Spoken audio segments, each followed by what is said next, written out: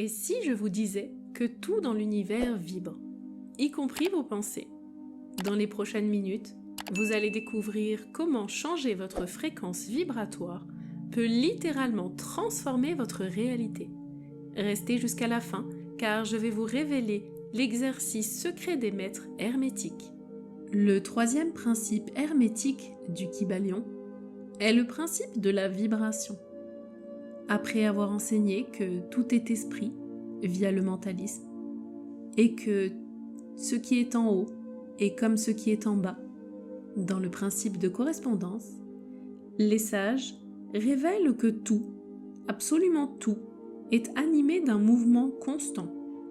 Le Kybalion déclare avec force: rien ne repose, tout remue, tout vibre.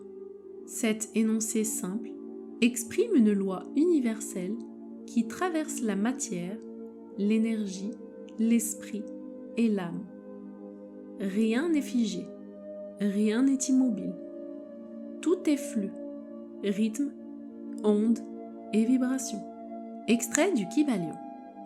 Ce principe explique que les différences entre les diverses manifestations de la matière, de l'énergie, de l'esprit et même du tout lui-même résultent principalement de différences dans le taux de vibration. Ainsi, une pierre, une plante, un animal, un être humain ou une pensée sont tous faits de la même essence, mais leur fréquence vibratoire diffère.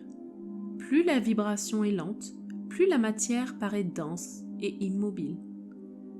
Plus elle est rapide, plus elle devient subtile jusqu'à l'invisible. Les initiés affirment que l'esprit infini vibre à un taux si élevé qu'il semble immobile.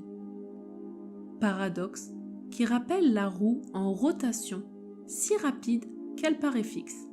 Dans les traditions égyptiennes, Thoth enseignait que le monde était soutenu par le souffle de vie, invisible mais en mouvement constant. Chaque battement de cœur, chaque pulsation des étoiles, chaque souffle du vent était pour lui le signe de cette loi universelle. Dans le Corpus Hermeticum, Hermès dit à son disciple: « Rien dans le monde n'est inerte, mon fils. Tout est en mouvement, et le mouvement est vie. L'immobilité n'existe pas, sauf dans l'illusion. » Pour les Égyptiens, les planètes elles-mêmes chantaient leurs vibrations. C'est ce que les Grecs appelleront plus tard la musique des sphères. Dans les traditions spirituelles, on retrouve cette loi de vibration sous diverses formes. En alchimie, le feu alchimique représente la vibration transformatrice qui anime la matière. Dans la Kabbale, le nom divin est considéré comme une vibration créatrice. Chaque lettre hébraïque est un souffle énergétique. En hindouisme, la syllabe sacrée Om est le son principal, primordial, vibration originelle qui engendre l'univers. Dans le bouddhisme, les mantras ne sont pas des mots, mais des fréquences qui alignent l'esprit avec le cosmos.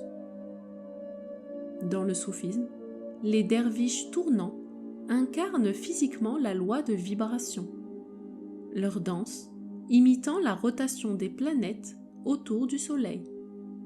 Dans le christianisme, on peut lire: « Au commencement était le Verbe, Jean 1:1. » Le Verbe représente donc la vibration créatrice. Toutes ces traditions confirment que la création est issue du mouvement vibratoire. La science contemporaine rejoint les intuitions des anciens. En physique quantique, les particules élémentaires ne sont pas des objets solides, mais des excitations vibratoires de champs invisibles. L'électron ou le photon se comporte tantôt comme une particule, tantôt comme une onde. Le vide quantique lui-même est un champ vibratoire, une mer d'énergie en perpétuel mouvement. En biologie, le cœur bat, les cellules oscillent, l'ADN émet une lumière faible mais mesurable, les biophotons. Le cerveau vibre selon les fréquences bien précises, les ondes alpha, bêta, θ et gamma. En astrophysique, les étoiles vibrent et résonnent comme des instruments cosmiques. La NASA a même enregistré des sons de planètes traduisant leurs vibrations en fréquences audibles. En médecine moderne, l'IRM et les ultrasons, ainsi que le laser, reposent sur la loi des vibrations. La science contemporaine redécouvre que tout, absolument tout, est en vibration. Dans l'Inde ancienne, les rishis enseignaient que l'univers est tissé de sons. Chaque mantra est une clé vibratoire qui ouvre une porte intérieure. Des études montrent que chanter et écouter des mantras réduit le stress, équilibre la respiration et harmonise le rythme cardiaque. Le corps, l'esprit et l'âme se raccordent à l'univers.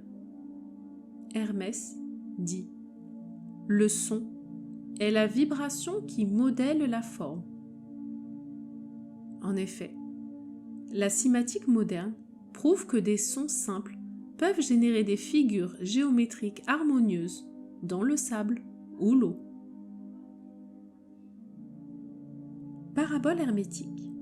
Le disciple dit à son maître : « Ma vie semble immobile et figée. » Le maître lui répond : « Mets ton oreille sur le sol. » Le disciple obéit et entend la vibration de la terre, le bruissement des insectes, le murmure de l'eau souterraine. Ainsi, le maître déclara : « Tu crois que rien ne bouge, mais tout danse, même ta tristesse vibre. Et si tu changes ton rythme, ta vie changera. » Voici des applications concrètes du principe de vibration. Ce n'est pas une théorie abstraite, il peut transformer la vie quotidienne. En santé, nos cellules vibrent.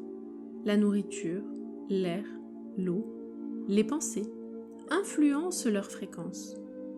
Une pensée de gratitude élève notre vibration. Une émotion de peur la ralentit. En psychologie, nos humeurs sont des vibrations. La joie est une fréquence très haute, tandis que la peur est une fréquence très basse. Apprendre à changer de vibration intérieure, c'est changer son état émotionnel. En spiritualité, la prière, la méditation, le chant sacré ou le silence profond élèvent la vibration et nous rapprochent du divin. Dans la société, on peut constater qu'une foule peut vibrer dans la peur ou dans l'enthousiasme. Les mouvements collectifs suivent la loi des vibrations partagées. Si cet enseignement résonne en vous, soutenez Temple Intérieur en vous abonnant et en partageant cette vidéo, afin que d'autres puissent découvrir ces lois sacrées. Voici des affirmations sacrées à répéter au quotidien. Rien ne repose, tout vibre en moi et autour de moi. Je choisis d'élever ma vibration chaque jour. Ma fréquence intérieure attire des réalités lumineuses. Mon corps, mes pensées et mon âme résonnent avec l'univers. Je suis une vibration unique dans la symphonie du cosmos. Voici des pièges à éviter pour appliquer correctement cette loi. Confondre la vibration avec une simple émotion. La loi est plus profonde qu'un sentiment passager. Elle nécessite d'équilibrer ses énergies, de se concentrer de manière durable sur les énergies, émotions et pensées positives, élevées, qui nous permettent d'ancrer ça dans la durée et de transformer la vibration.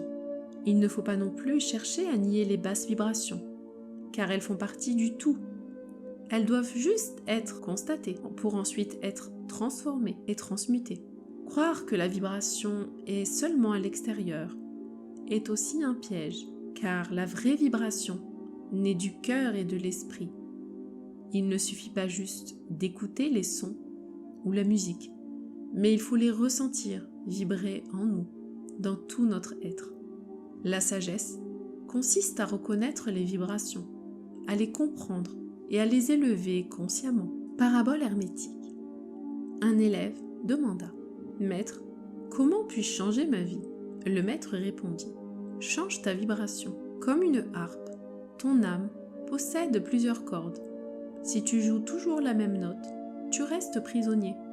Apprends à jouer une nouvelle mélodie et ton monde s'accordera à toi. » En conclusion, le principe de vibration nous enseigne que tout est mouvement, onde et fréquence.